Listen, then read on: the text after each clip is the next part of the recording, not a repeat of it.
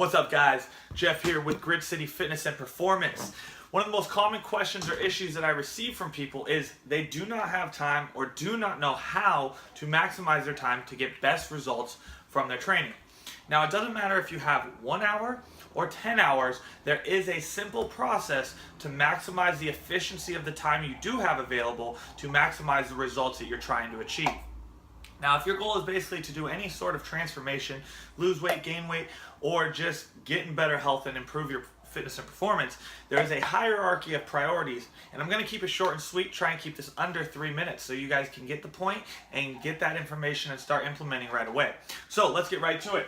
Optimizing training based on your time availability. So basically, if you have anywhere between 3 to 5 hours, guys, you want to just train inside of weight training and high intensity interval training. So weight training meaning specifically lifting heavy weights, using rep ranges of anywhere between 8 to 15 reps, sets of 3 to 5, performing workouts like that with high intensity interval training, so stuff like our team training at Grid City, or things like intervals, weight-based intervals, high intensity where your heart rate is going elevated and you're actually really pushing hard. So you're maximizing your time to work ratio, okay?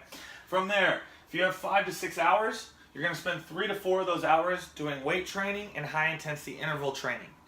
Following that, you can spend another hour to 2 hours doing aerobic intervals. So that's things like sprints, rowing intervals, sled sprints, body weight workouts, stuff like that, where basically you're again primarily focusing on the first initial 3 to 5 hours inside the weight training and high intensity, and then adding a little bit of aerobic endurance and aerobic intensity intervals inside of that.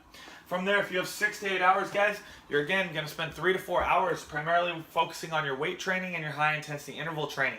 After that, you're going to go into, again, another hour to 2 hours of aerobic intervals. Following that, you're going to go into 1 to 2 hours of high intensity steady state. So basically what this would look like, guys, is if I'm going to spend 3 to 4 hours a week performing my weight training and high intensity interval training. Then I follow that up with some aerobic intervals, so sprint work, sled work, anything like that. And then I can go into my 1 to 2 hours of high intensity steady state. That's running things like 5Ks, 3 miles, 5 miles, rowing for 20 minutes, things like that, where you're keeping the intensity optimally high in fairly short duration. So that's going to be things like 20-minute sprints and stuff like that, where you can put a more maximal output but steady state over the course of the time. Finally, if you have 8 or more hours, these are people that just have a lot of free time. They have a training goal of maybe doing a marathon or something like that, so they've scheduled this out to where they have a little bit more training time available. Again, you're going to focus your first 3 to 4 hours within the weight training and high intensity intervals. We're then going to follow that up with 1 to 2 hours of aerobic intervals, followed by 1 to 2 hours of high intensity steady state. And then finally, anything else left over is going to go into basically anything else low intensity. So running, walking, doing longer duration where you're not maximizing your output. Now, how this works, guys, obviously you're not spending 3 to 5 hours in one day. What this means is based on your week, based on your availability that specific week, you might have 6 to 8 hours this week, but next week you only have 3 to 5. So what you would want to do here is if you do have 6 to 8 this week, you'd maximize your efficiency by doing this stack. If you only have 3 to 5, you're going to maximize your intensity and your training using that stack. So it does vary week to week, but you want to make sure you're stacking these in the hierarchy of importance. Now, the reason the weight training and high intensity interval training is set first and primary is because that is going to improve your metabolism the most. It's going to add muscle tone. It's going to shape and define your body the best. Right? So if you're looking for transformation, or you're looking for weight loss, or you're even looking for muscle gain, you want to focus on those things first. After that, again, if you have 5 to 6 hours, you can then add in aerobic intervals. So aerobic intervals, again, being sprints, sleds, anything like that, where you're giving a maximal output for a short duration of time, followed by a rest, and you're just maximizing your all-out effort. Now that, again, is going in because that is going to give you EPOC, so exercise post-oxygen consumption. Basically, what this means is I burn calories now, and I burn calories all day long. However, if I just went steady state, I'm only burning calories currently. EPOC allows me to elevate my metabolism long term for anywhere between 12 to 36 hours. So I maximize my fat loss efficiency, I maximize my muscle efficiency, I maximize my metabolism and my metabolic efficiency. From there, we go 6 to 8 hours. So again, first 3 to 4, we're weight training, and then we get to add in the high intensity steady state. So high intensity steady state, when we really look at this, guys, we're focusing on maximal output for a duration of time. So maximal output for a duration of time, meaning again, 20-minute rows, 5Ks, 3 miles, anything like that, where you're running for a fairly fast amount or fast efficiency, or pushing a fast efficiency, but it's a duration base.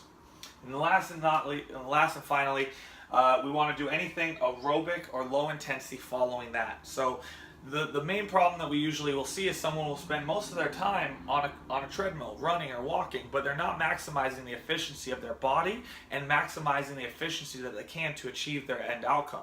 So if you're trying to train for improving your physique, improving your transformation, reducing body weight or body fat, improving muscle tone or lean muscle tone, you want to make sure you're following this hierarchy. And if you don't, you're going to be stacking out of sequence, which is not going to maximize your results and maximize the efficiency of time you have. So no matter how much time you have, whether it's an hour or 10 hours a week to dedicate to training, there's a hierarchy that will give you the best bang for your buck, right? So you want to make sure you're using this the right way so you can get the results you want without sacrificing time that you may not have. And again, if you follow this hierarchy, you're going to expedite your results. So you're not going to be training as long, but you're going to get the better result and better outcome. So follow this hierarchy, guys, see better results, and improve your transformation. If you want to train together to really, really maximize your results and transformation, click the link above. Let's chat. Let's have a conversation. And let's see where you're currently at, where you want to go, and how we can set up a program that's going to be detailed and specific for you based on your time, availability, and training goals, as well as a program that's going to give you the optimal nutrition, coaching, mindset, physique, and everything you guys need to be successful with your transformation. So if you want to see results and start improving your results today, next week, and really, really dial in this hierarchy of transformation training, as well as results training based on your time availability, your nutrition, your mindset, your workouts, let's chat, let's have a conversation, let's see how we can help you achieve your goals.